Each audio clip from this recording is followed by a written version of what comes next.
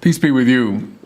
Friends, what is it about mountains that's just so compelling to us? Now, maybe it's because I'm from Chicago where everything is flat, but whenever I've seen mountains, I'm just drawn to them.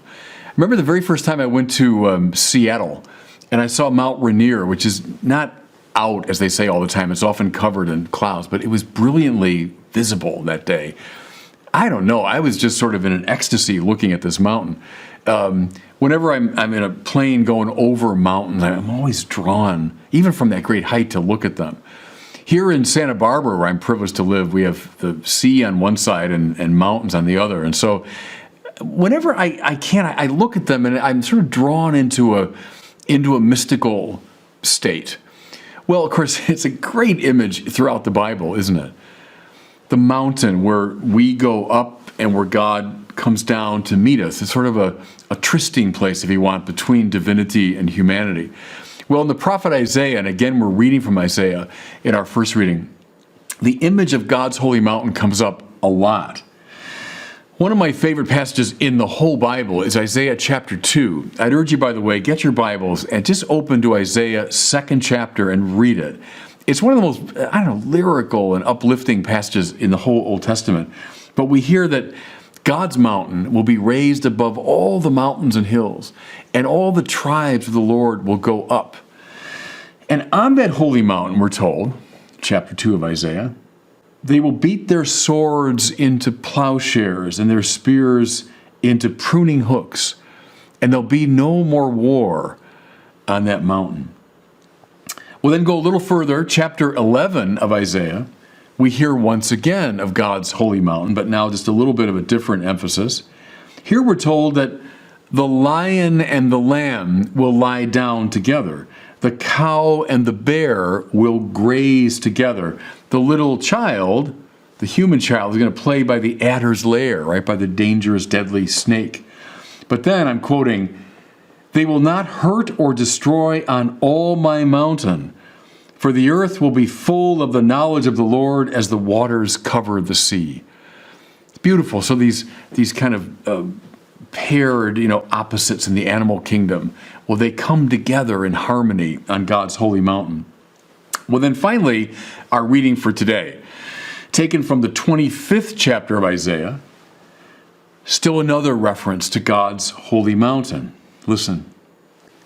On this mountain, the Lord of hosts will provide for all peoples a feast of rich food and choice wines, juicy rich food and pure choice wines. Beautiful. So 3 references to the holy mountain. Now, the mountain in question is Mount Zion, which Isaiah knew. It's the mountain, of the city of Jerusalem, on top of which is the temple, the place of right praise. On that holy mountain, indeed, humanity goes up, divinity comes down, and in the great act of right praise, divinity and humanity are linked together. That's the mountain he's talking about. He's also referring, it seems quite clear, not just to that particular mountain in Palestine, but also to the mystical Mount Zion. You might say the heavenly fulfillment of right praise. So clearly on Mount Zion, though the temple's there, and yes, right praise is taking place, but yet it's imperfect. You don't find all of this reconciliation and all of this nonviolence and peace breaking out. So Isaiah is referring to Zion, but he's also looking forward to what Mount Zion symbolizes, is the ultimate holy mountain of our heavenly union with God. Beautiful, beautiful. So, what are things like on the mystical mountain? What does the world look like when God is given fully his due? Well, look at that first image. Conflict dies away. You see why? When all of us together are looking away from ourselves and our own interests, and together are looking to God, what breaks out among us but peace? Where does conflict come from? Well, I got my interest, you got your interest, and of course they're going to conflict in this finite world. But when together we all fall in love with the transcendent good of God, then peace breaks out, and we can beat the swords into plowshares and the spears into pruning hooks, the weapons of war becoming the vehicles of cultivation. So the end of conflict. Then, shifting metaphors just a bit, traditional enemies and opponents symbolized by these warring, animal types, the lion and lamb and the bear and the cow and so on, they will come together in peace. When glory is given to God in the highest and not to the self-interest of my own group and your group, defending my type against your type. See, all that's born of a self-regard. But together we look to God, the lion and lamb lie down together. That's the mystical Mount Zion. And then return to our reading for today. On the holy mystical mountain, the place of definitive right praise, all of humanity will be fed. So using all this imagery borrowed from the table, pure wines and juicy meat and so on, what Isaiah is talking about ultimately is the feeding of the soul. Augustine saw this so clearly, the hunger of the human heart. We all feel it. Everybody listening to me right now, we all feel it. We're hungry for God. Nothing in this world will satisfy the deepest longing of the heart. Only the total and right praise of God feeds me adequately. That's the pure wine and the juicy meat.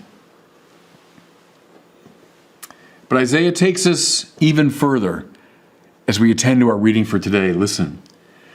On that mystical mountain, I'm quoting now, the veil that veils all peoples, the web that is woven over the nations will be destroyed. What's he talking about? Well, here's the clue. He will destroy death forever. What's the veil that veils everybody? In fact, that produces the self-absorption that leads to violence. The veil that veils all peoples is the fear of death.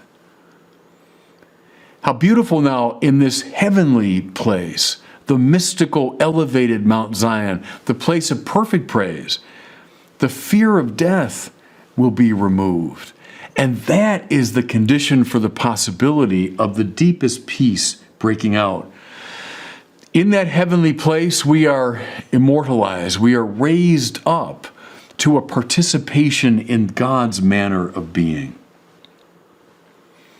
Okay, we've looked at Mount Zion, Jerusalem, the Jerusalem that Isaiah knew, the place where indeed every year at Passover the tribes would go up, the place indeed where they attempted to give God the best praise they could. We look at that historical anticipation, and then we look radically forward to the fulfillment of it in the heavenly Mount Zion.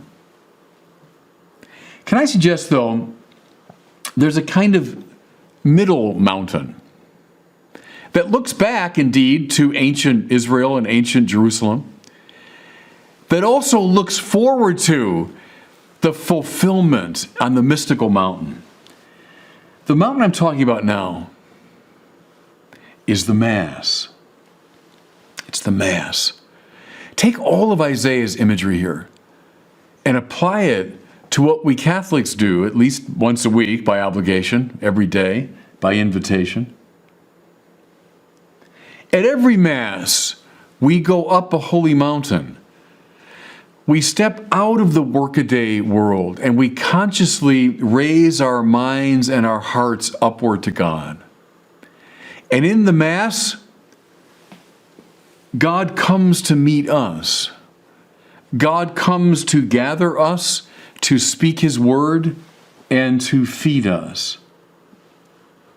Notice, please, at every Mass, we gather from different places, different backgrounds, different points of view,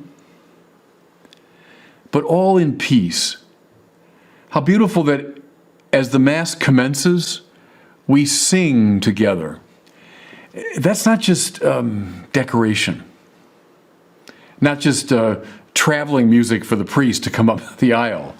The singing of the gathered community, the harmonious raising of their voices in common praise, is the sign that the lion and lamb are lying down together. It's the sign that at least for that moment, we've beaten the swords into plowshares and the spears into pruning hooks. In our common praise of God, we found this beautiful community. Normally, antagonistic people and groups lie down, as it were, together as they pray. And then how wonderful. Isaiah tells us that on the mystical Zion, we'll be fed with the best food. What happens at every Mass? But Jesus himself gives us the gift of his body and his blood. Oh, the purest wine, the juiciest meat. Well, those are just evocations. Those are symbols of the food that we eat at every Mass, which is the body, blood, soul, and divinity of Jesus. We're never better fed than we are at Mass, which again, why it's tragic, everybody, that 70% of Catholics stay away from what Vatican II rightly called the source and summit of the Christian life. Do you want to find peace in your heart? Do you want to find peace among your fellow human beings? Do you want to be fed with the finest food? That's where you go. That's where you find it. Ancient Israel all went up to Mount Zion for the right praise of God. We look forward to the mystical consummation of this on the holy mountain. But in the middle, in our time, you find it in the Mass, the sacred mountain. As we eat and drink the body and blood of Christ, what happens to us, by the way? We are immortalized. The Church Fathers saw that really clearly. The Eucharist is food for the journey, that's true, but it's also a kind of preparation, listen now, of our minds, our hearts, and yes, our bodies, to live the immortalized life of heaven. The Eucharist readies us, it prepares us to live in that space. In other words, everything Isaiah saw in his mystical prophetic vision that will one day be fully realized in heaven is present even now at the Mass. And so maybe as I close, with Isaiah, we can say at every Mass, "Behold our God, to whom we looked to save us. This is the Lord for whom we looked. Let us rejoice and be glad that he has saved us. For the hand of the Lord will rest upon this mountain." And God bless you.